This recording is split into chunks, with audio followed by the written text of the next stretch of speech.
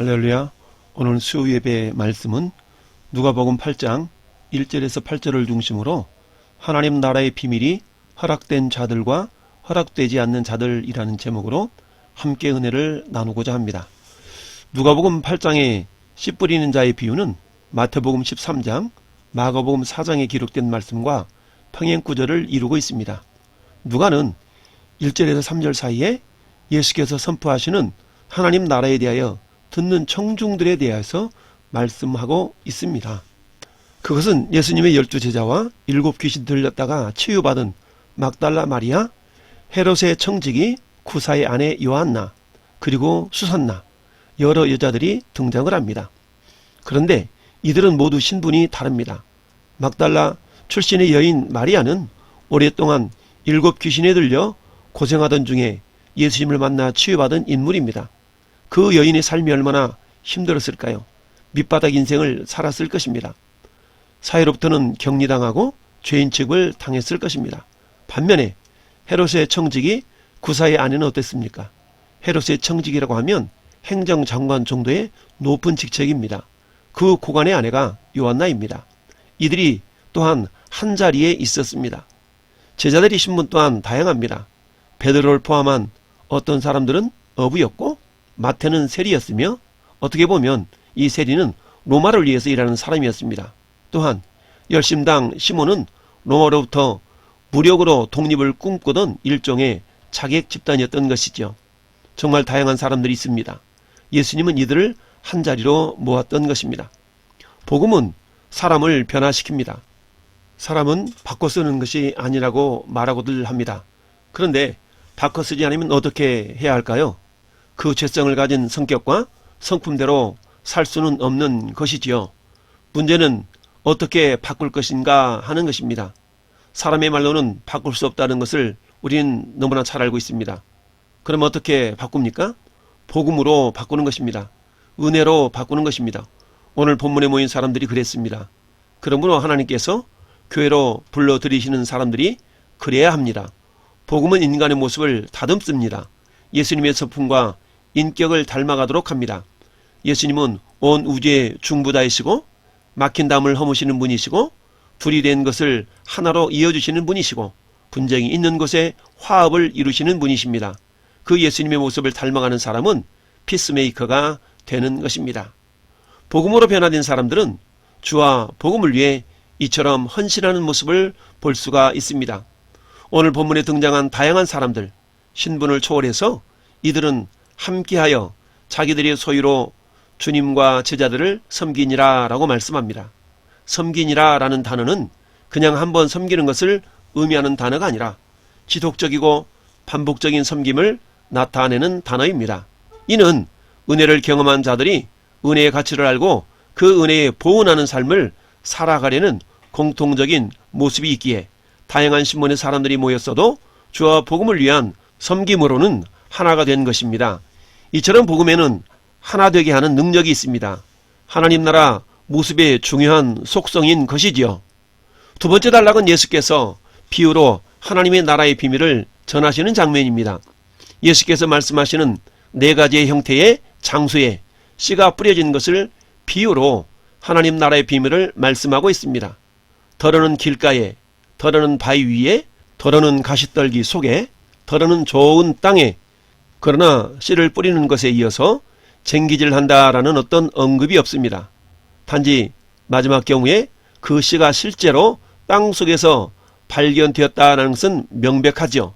그래서 일정한 기간 후에 결과적으로 그 씨는 상당한 양의 결실을 생산할 수가 있었던 것입니다.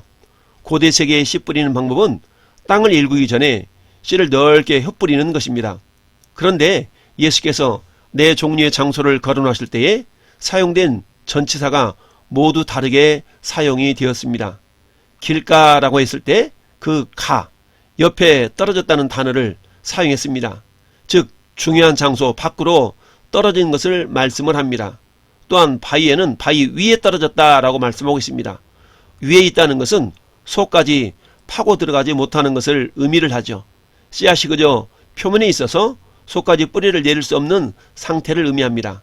또한 가시떨기 속에 뿌려졌다라고 속에라는 단어를 씁니다. 이것은 가시떨기와 함께 그 가운데에 그 사이에 씨앗이 떨어졌다라는 의미죠.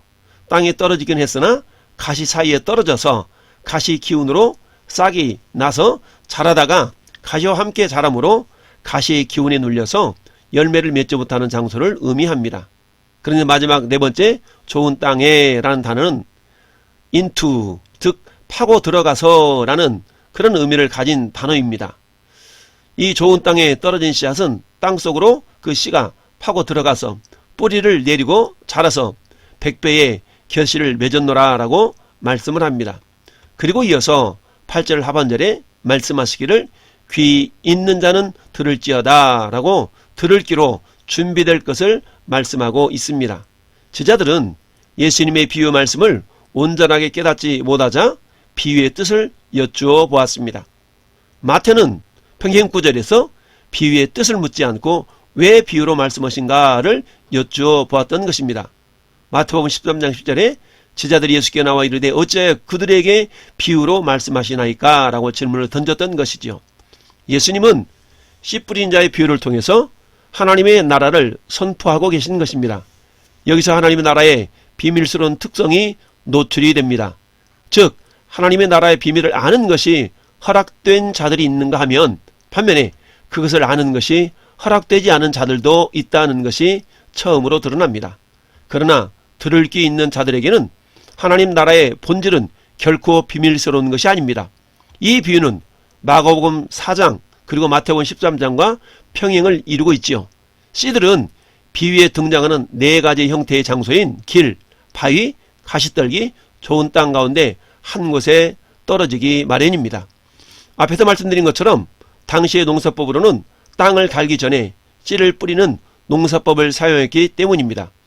예수님의 이 비유를 통해 우리는 하나님 나라의 복음을 듣는 것의 중요성을 먼저 발견하게 됩니다. 그러나 듣는 것으로만은 부족한 것입니다. 왜냐하면 실제로 예수님의 비유는 하나님의 말씀을 들은 자들을 향한 하나의 경고이기 때문입니다. 이 부분은 비교적 길고 끊어진 듯 보이는 세 단락으로 구성되고 있습니다. 즉 4절부터 21절은 모두 세 단락으로 구분되어 있는데요. 첫 번째는 씨 뿌리는 비유, 두 번째는 빛의 비유, 세 번째는 가족에 대한 재정의입니다. 그러나 이 세 단락은 모두 하나의 주제를 가지는데 그것은 하나님의 나라가 하나님의 말씀을 듣고 행하는 사람들 가운데 권능으로 임한다는 것입니다.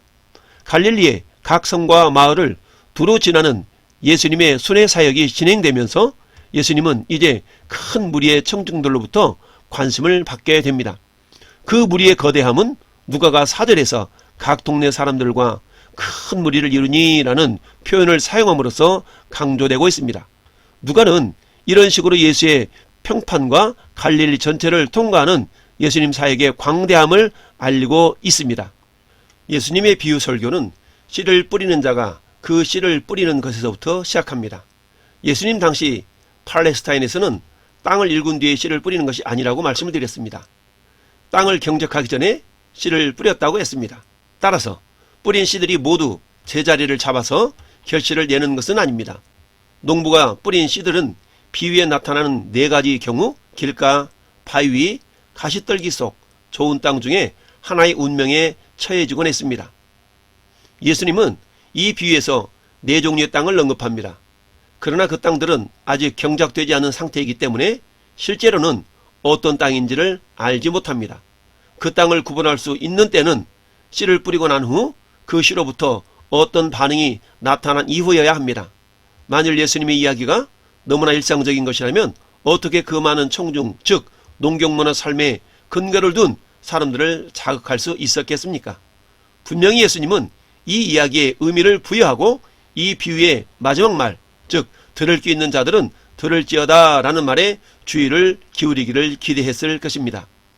예수님의 제자들은 비유의 가르침이 끝나자 예수께 그 비유의 뜻을 묻습니다.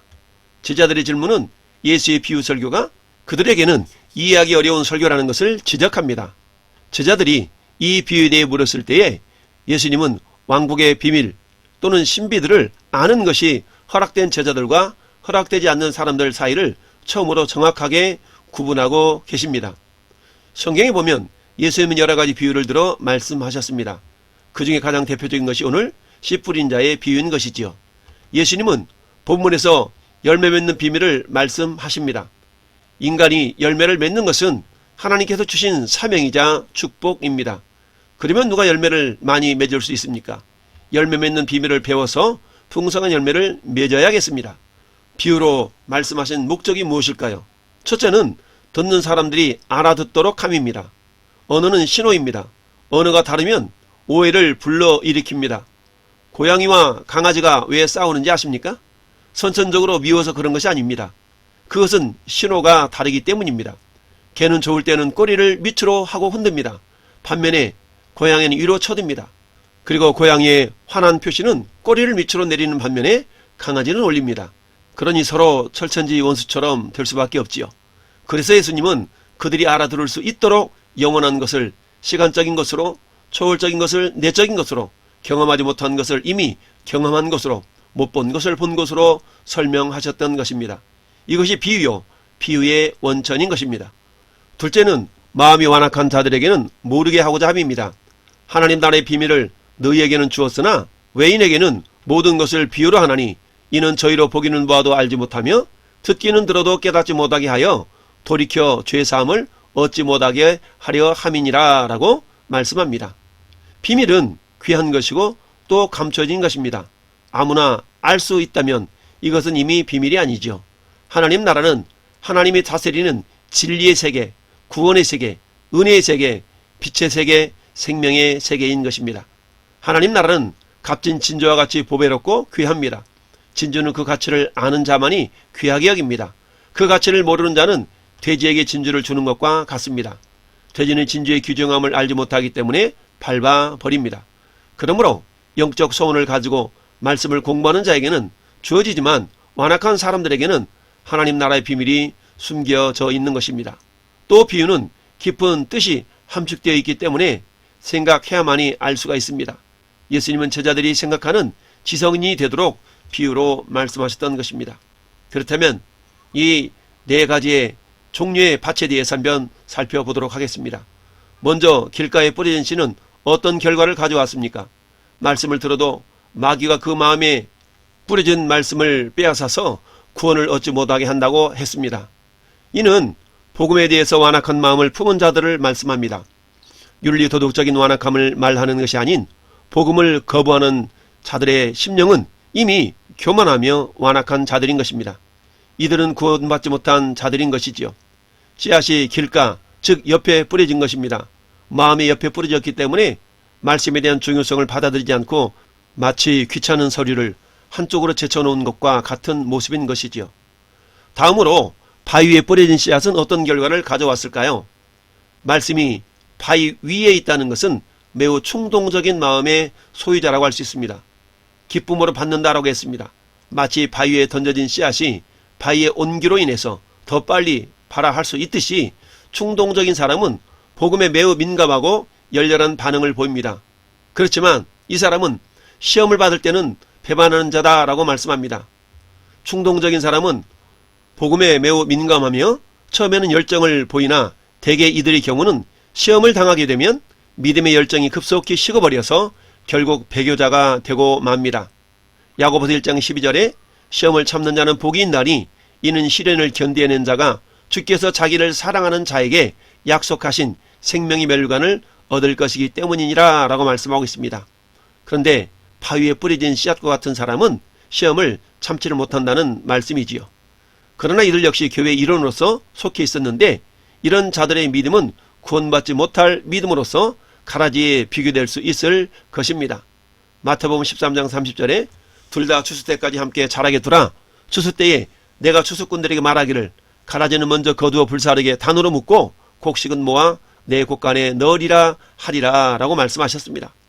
세 번째로 가시떨기에 뿌려진 씨앗은 또한 어떤 결과를 가져왔나요? 가시떨기에 떨어진 것은 가시떨기 사이에 떨어진 씨앗으로 가시와 함께 자라납니다.